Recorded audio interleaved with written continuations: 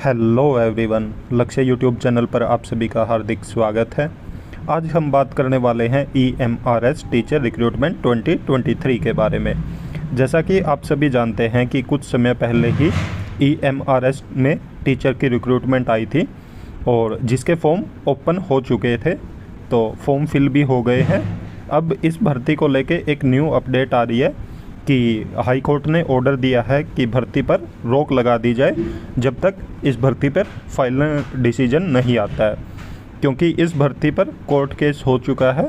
तो जब तक उस कोर्ट केस का फाइनल डिसीजन नहीं आ जाएगा तो इस भर्ती पर रोक लगा दी गई है। और इस वीडियो में हम बात करने वाले हैं कि भर्ती पूरी होगी या नहीं, और आप वीडियो को अंत तक ज़रूर देखें यह जानने के लिए। अगर आपने भी फॉर्म फिल किया है और आप तैयारी कर रहे हैं तो आपके लिए ये बहुत महत्वपूर्ण है कि ये भर्ती कंप्लीट होगी या नहीं, और होगी तो कब तक होगी, इसका पेपर कब होगा और अब क्या क्या प्रोसेस होने वाला है इसके बाद। तो ये सब चीज़ें जानने के लिए आप वीडियो को अंत तक ज़रूर देखें। तो चलिए सबसे पहले आगे देखते हैं कि कोर्ट ने क्या कहा है। जो कोर्ट का ऑर्डर आया है उसको देखते हैं। तो जैसा आप ये देख रहे हो, ये कोर्ट का ऑर्डर है और यहाँ पे जो पंकज पुरोहित जी है उनका जजमेंट आया है। तो इसमें वही बातें कही गई हैं कि जो इस पे केस किया गया है वो PGT जो टीचर हैं, जो पहले से ही एकलव्य आदर्श आवासीय विद्यालय कालसी में काम कर रहे हैं, तो उन्होंने इस पे केस किया है। वो पहले से ही काम कर रहे हैं, तो उनको जो पिछले 7 साल से कालसी उत्तराखंड में एज ए PGT की पोस्ट पे वहाँ पे टीचर हैं, तो उन्होंने इस भर्ती पे केस किया है। और इन्होंने ये बताया कि जैसे ये एडवर्टीजमेंट आया है तो ये केंद्र सरकार ने निकाला है, जबकि ये जो EMRS स्कूल हैं वो राज्य सरकार के अंडर आते हैं, और जितने भी राज्य सरकार हैं तो उनको वो एडवर्टीजमेंट निकालना चाहिए बजाय केंद्र सरकार के। तो इसमें अब यही फाइनल है कि जब तक डिसीजन नहीं आ जाता तो तब तक कोर्ट ने स्टे दे दिया है और भर्ती पर रोक लगा दी है। तो जैसा आप यहाँ पे भी देख सकते हैं, यहाँ पे बताया गया कि आदिवासी राष्ट्रीय शिक्षा सोसाइटी की विज्ञप्तियों पर हाईकोर्ट की रोक।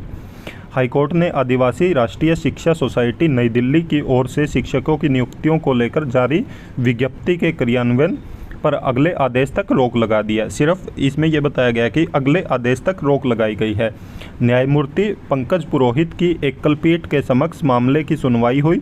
मामले के अनुसार एकलव्य आदर्श आवासीय विद्यालय कालसी देहरादून में कार्यरत शिक्षक चंद्रमोहन शर्मा और सचित चमोली सहित 6 ग्रेजुएट और पोस्ट ग्रेजुएट अध्यापकों ने हाईकोर्ट में 2 याचिकाएं दायर कर आदिवासी राष्ट्रीय शिक्षा सोसाइटी नई दिल्ली की ओर से जारी शिक्षकों की नियुक्ति को लेकर जारी 2 विज्ञप्तियों को चुनौती दी है। तो इसमें कुल 6 टीचरों ने ये याचिका दायर की है, जिसमें PGT और TGT दोनों अध्यापक शामिल है। और इन्होंने दोनों वैकेंसियों पर जो 2 एडवर्टीजमेंट आए थे, दोनों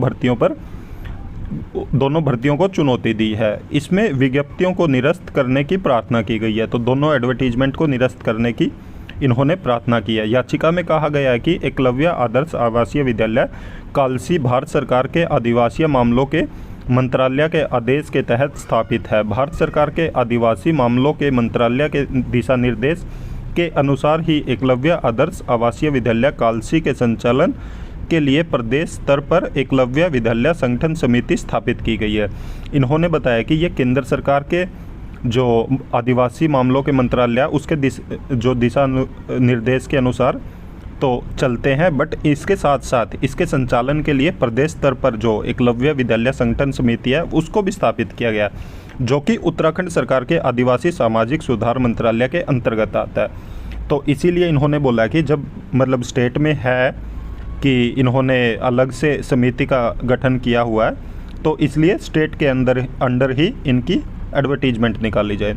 याचिकागण के अनुसार आवासीय विद्यालयों के में शैक्षिक और गैर शैक्षिक कर्मचारियों की नियुक्ति का अधिकार भी एकलव्य विद्यालय संगठन समिति में निहित है, तो उसमें निहित किया गया। लेकिन जुलाई 2023 में आदिवासी राष्ट्रीय शिक्षा सोसाइटी नई दिल्ली ने केंद्र सरकार के दिशा निर्देशों की अवहेलना करते हुए ये विज्ञप्ति जारी की है, जिन्हें निरस्त किया जाए। याचिकाकर्ताओं की ओर से कोर्ट में वरिष्ठ अधिवक्ता CD बहुगुणा उपस्थित थे, जो कि इनके वकील हैं CD बहुगुणा, तो वो उपस्थित थे जजमेंट के टाइम पे।